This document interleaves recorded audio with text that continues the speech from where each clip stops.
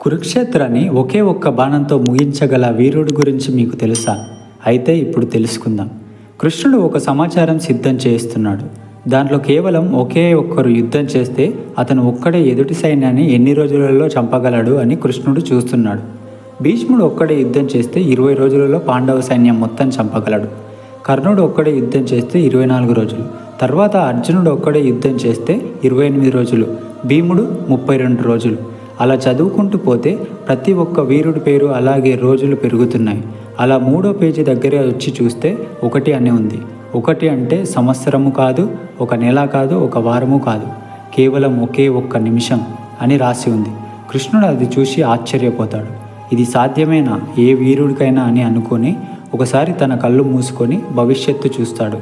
పాండవ సైన్యం, కౌరవ సైన్యం ఎదురెదురుగా నిల్చుంటాయి.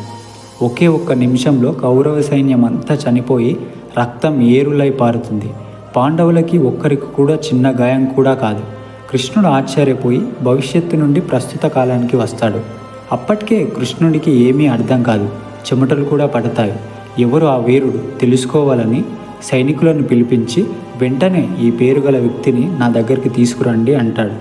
ఒకే ఒక్క బాణంతో సైన్యం మొత్తం చంపగల వీరుడు ఎవరా అని ఆలోచిస్తూ ఉంటే వెళ్ళిన సైనికులు తనను తీసుకొని వస్తారు. కృష్ణుడు తన మందిరం నుండి బయటకు వచ్చి చూస్తే ఎదురుగా ఒక గుర్రం మీద కండలు తిరిగిన యోధుడు, చేతిలో ఒక విల్లు, వెనకాల 3 బాణాలతో ఒక వీరుడిలా కనిపిస్తాడు. అతను గుర్రం దిగి కృష్ణుడి పాదాలకు నమస్కారం చేసి, కృష్ణ, నేను మౌర్య కొడుకుని, భీముడికి మనవడిని, బారబారికుడిని. నాకు యుద్ధ విద్యలు నేర్పింది నా తల్లే. నా తపస్సుకు మెచ్చి ఆ పరమశివుడు నాకు ఈ 3 బాణాలు వరంగా ఇచ్చాడు. ఈ 3 బాణాలతో నేను ఎన్ని లక్షల మందినైనా ఓడించగలను. నాకు ఈ 3 బాణాలను సంధించి ధ్యానంలో కూర్చుంటే మొదటి బాణం యుద్ధభూమిలో ఉన్న ప్రతి ఒక్కరిని గుర్తుపెట్టుకుంటుంది. 2వ బాణం మన శత్రువులు ఎవరో వారిని మాత్రమే గుర్తుపెట్టుకుంటుంది. 3వ బాణం మన సైన్యం కాని అందరినీ ఒకే ఒక్క నిమిషంలో అంతం చేస్తుంది అంటాడు.